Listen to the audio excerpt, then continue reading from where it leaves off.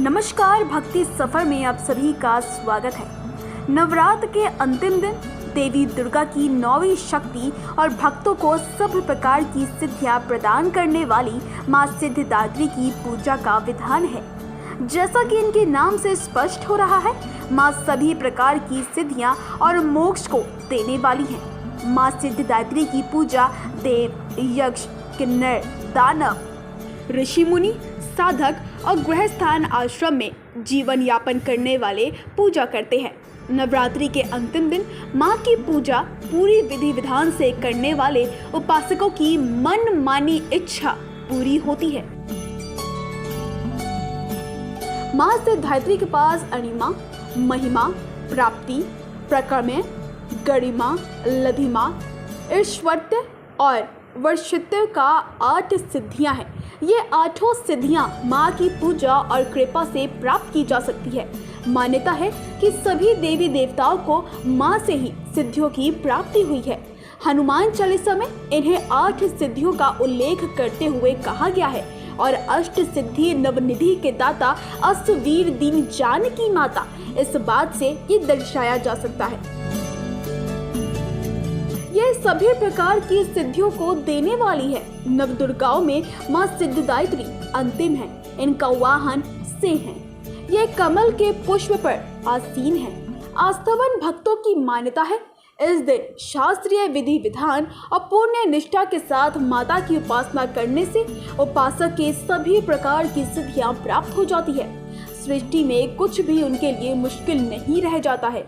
ब्रह्मांड में पूर्ण विजय प्राप्त करने की सामर्थ्य इनके पास आ जाती है। देवी पुराण के अनुसार भगवान शिव में इनकी कृपा से ही इन सिद्धियों को प्राप्त किया है और इनकी अनुकंपा से ही भगवान शिव का आधा शरीर देवी का हुआ था, जिस कारण भोलेनाथ अर्ध नारीवेश्वर नाम से व्याख्यात हुए थे। नवरात्रि के 9वें दिन इनकी पूजा के बाद ही नवरात्रि का संपन्न माना जाता है। 9वें दिन सिद्धिदात्री की पूजा करने के लिए नववाहन का प्रसाद और नवरस युक्त भोजन और 9 प्रकार के फल फूल आदि का अर्पण करके नवरात्र का संपन्न किया जाता है। सुबह जल्दी उठकर स्नान आदि से निर्वाचित होने के बाद साफ सुथरे वस्त्र धारण करें।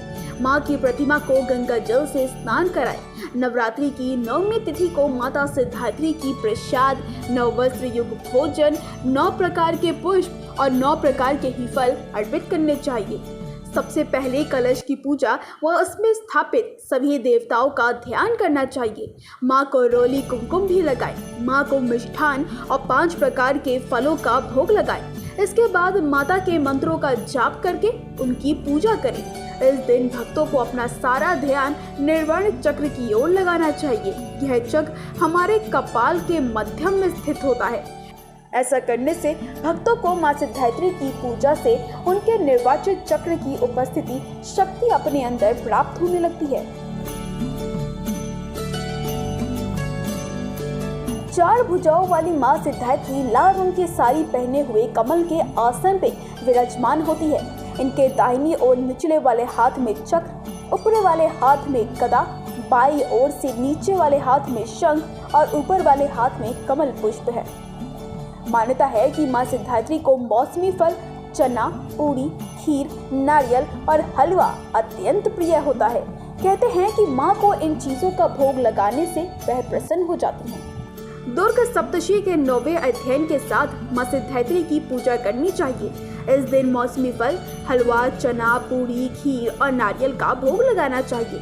साथ ही नवरात्रि के अंतिम दिन उनके वाहन, हथियार, योगिनेथों और अन्य देवी देवताओं के नाम से हवन पूजन भी करना चाहिए। ऐसा करने से मां प्रसन्न होती है और भाग्य का उदय भी होता है। बैंगनी या जामुनी रंग पहनना शुभ होता है। ये रंग अध्यात्म का प्रतीक होता है। मां सिद्धिदात्री की पूजा के बाद कुंवारी कन्याओं को घर बुलाकर उनके पैर धोकर आशीर्वाद देना चाहिए और फिर मंत्र द्वारा पंचोपार पूजन करना चाहिए। इसके बाद सभी कन्याओं को हलवा, पूरी, चने और सब्जी का भोग लगाना चाहिए। भोग लगाने के बाद उनको लाल चुनरी उड़ानी चाहिए और फिर रोली तिलक लगाकर कलवा बांधना चाहिए। फिर सामर्थ्य अनुसार उनको भेंट व दक्षिणा देकर चरण स्पष्ट करके विदा कर देना चाहिए। जो भक्त कन्या पूजन व नवरात्र के व्रत का समापन करते हैं उन्हें धर्म, अर्थ, काम और मोक्ष की प्राप्ति होती है। इस वीडियो में फिलहाल इतना ही। उम्मीद करती हूँ वीडियो पसंद आई होगी। इसके साथ ही नवरात्रि से जुड़ी हुई, धर्म कर्म से जुड़ी हुई ऐसे ही पल टू पल की खबरें आपको देता रहेगा भक्ति सफर। आपको बने रहना है हमारे साथ।